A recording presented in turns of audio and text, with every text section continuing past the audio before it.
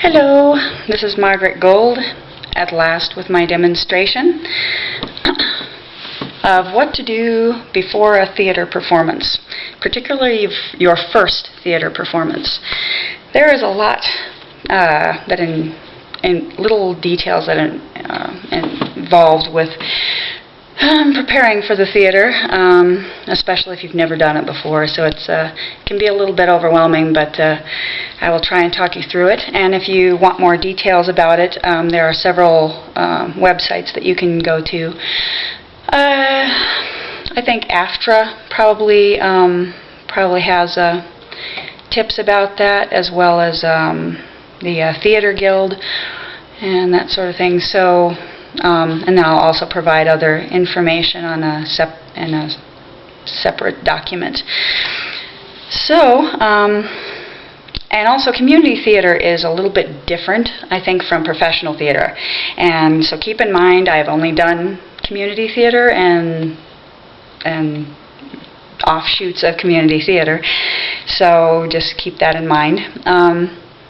Actually, I believe in community theater you're allowed to bring a lot more of your own stuff. In fact, it's sort of necessary to bring your own stuff because they don't have a lot of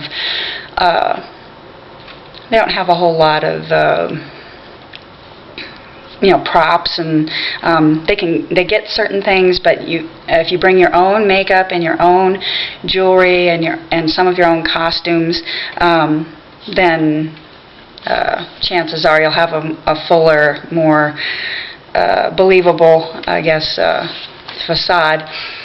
And also, yeah, you have to run everything past the director and everybody like that. But I've gotten a lot of permission in the past over what to do. Let me give you an example. Hold on one second.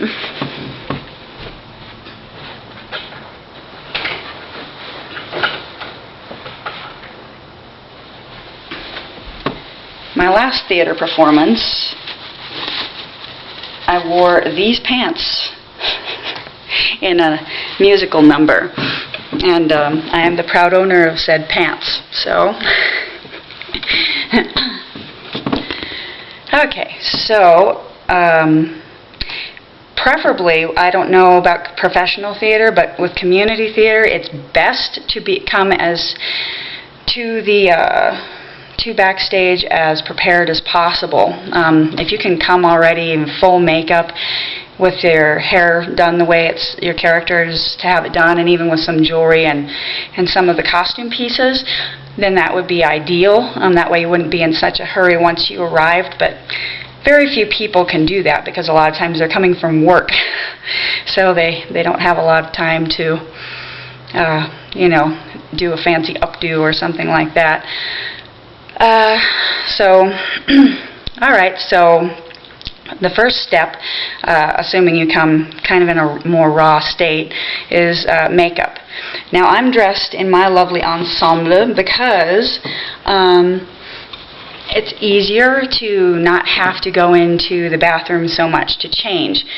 Now, there are plenty of people in theater that are not going to go into the bathroom no matter what undergarments they have or do not have. That's something you have to keep in mind if you want to do a theater production, just to really avert your eyes a lot. And so, me being modest, I come like this with whatever I can wear underneath, so as to not,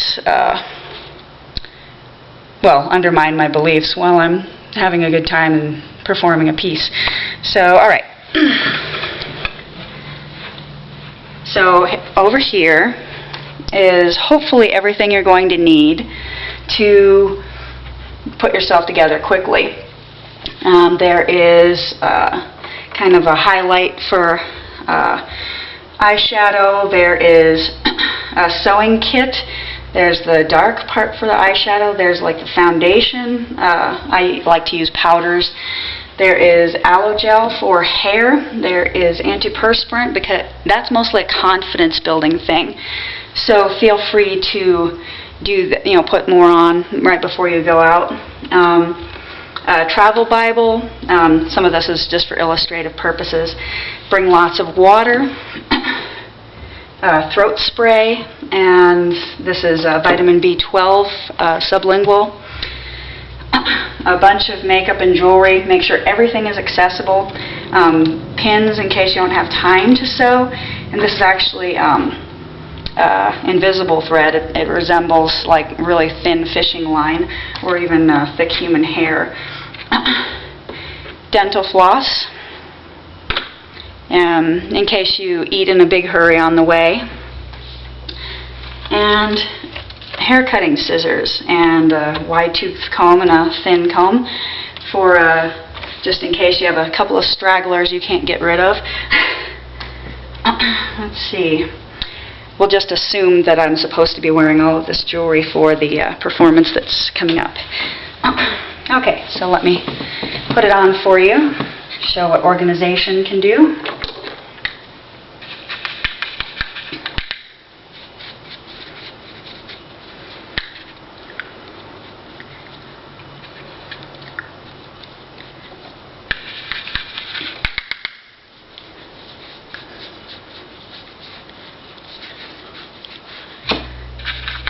Now I've had to do costume changes for like 30 seconds or something to change into something completely different. And sometimes you can go from one costume into another without even taking the old one off if it's tight enough, like what this is.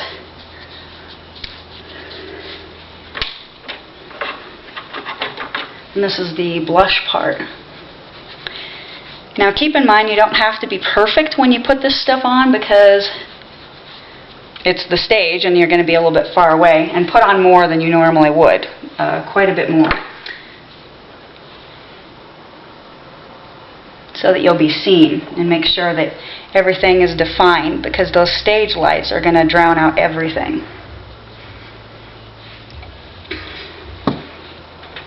And I would recommend getting a bigger mirror than what I have here and lighted.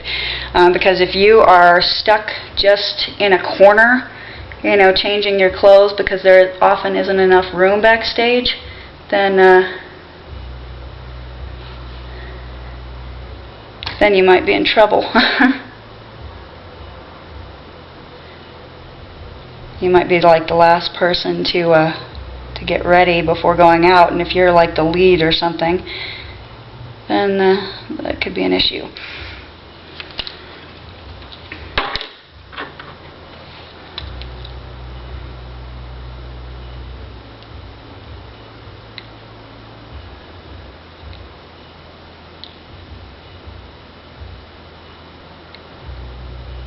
Now also, usually the vocal warm-ups and physical warm-ups are what you do after you put on your makeup and all that. Sometimes when you're in costume too. But for time constraints, I shall do some of them here while I'm doing this.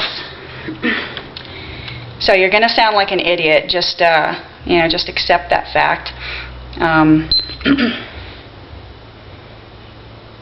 But it's very, very worth it, especially if you are going out on stage to sing. You definitely need your throat spray. At one time I actually had laryngitis and I had to hide it inside of a prop, and that was the way I got through that performance.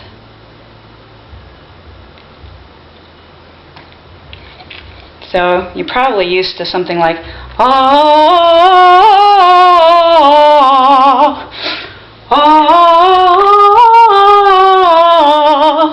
that sort of thing.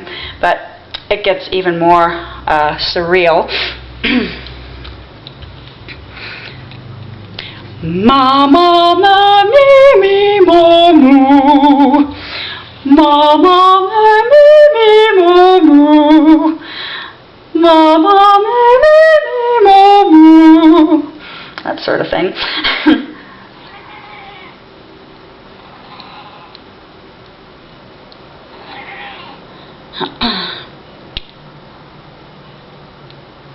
And then sometimes you go like really, really fast with the vocals, and really, really high, and then really, really low.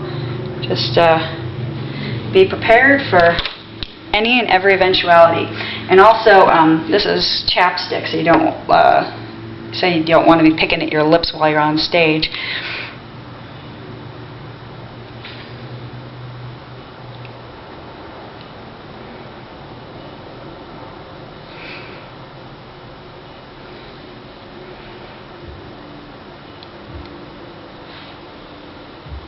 Okay, that's more or less the makeup portion of it. I guess we'll move on to hair.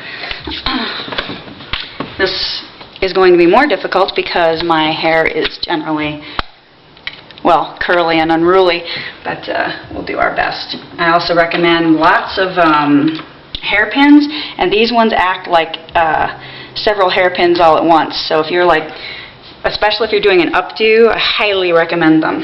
I believe, gosh, what are they? Are they Conair? Or anyway, there's some brand that you can find at Walgreens or whatever.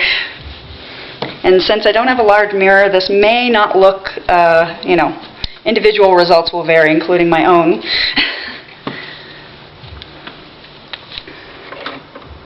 But yeah, I recommend a large lighted mirror.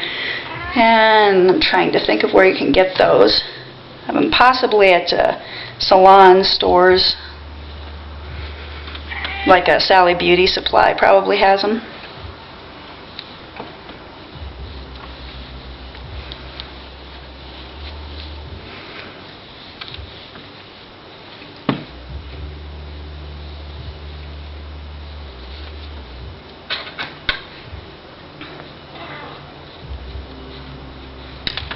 And also, generally speaking, you have a little bit more time than this as far as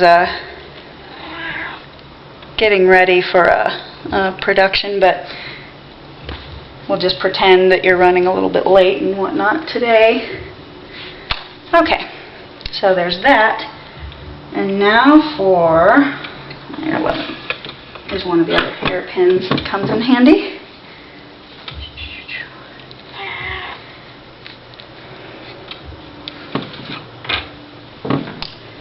We'll put on the dress, and we'll put it on over what I'm currently wearing.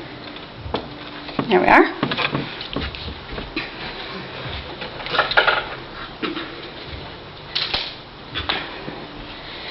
Now, of course, what I've selected is something that's pretty easy to put on and take off.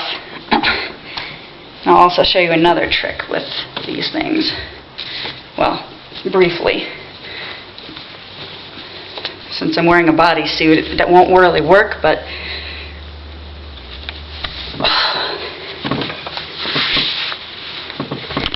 okay, so there's this.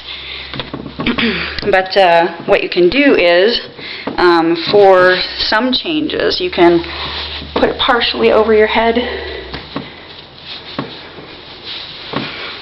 like that, and then you have an instant curtain to remove certain clothes without ramifications of any sort.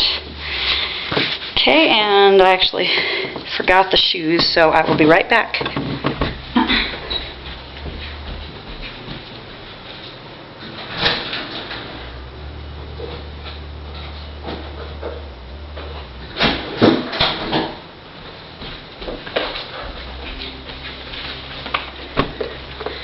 Alright, let's pan out this way.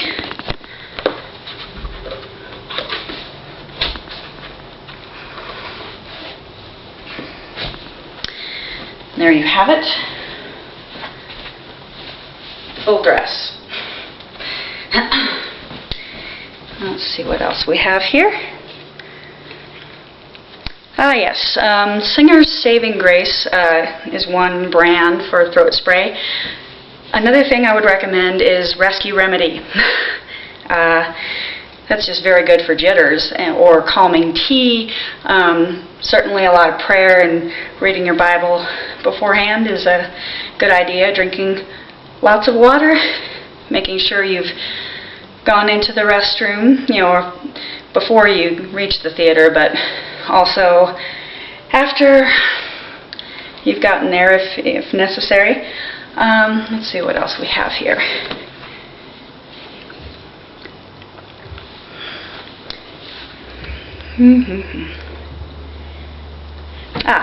Yes. Go over your script a little bit. Make sure that it's fresh in your head. And the prop list. Don't rely on just the stage manager for your prop list. Make sure you're responsible for your own props, especially if you brought them from home. So, let's see.